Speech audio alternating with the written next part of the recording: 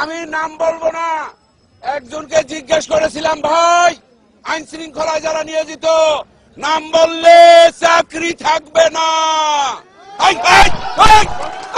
শালার মুতেরা চুপ থাক। উনি বললেন আল্লাহর কাছে, ওই শালার মুতেরা দেন, শালার মুতেরা আরে বানাইতে হয় না, আল্লাহর কাছে বিচার রইল।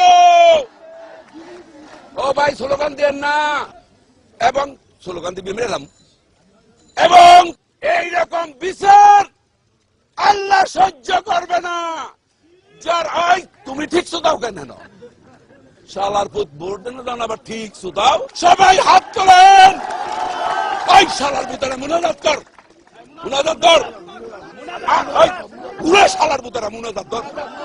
মাইক আনতে বলছেন, আল্লাহ তোমার কাছে বিচার দিল, আওয়ামী সন্ত্রাসীদের সাথে।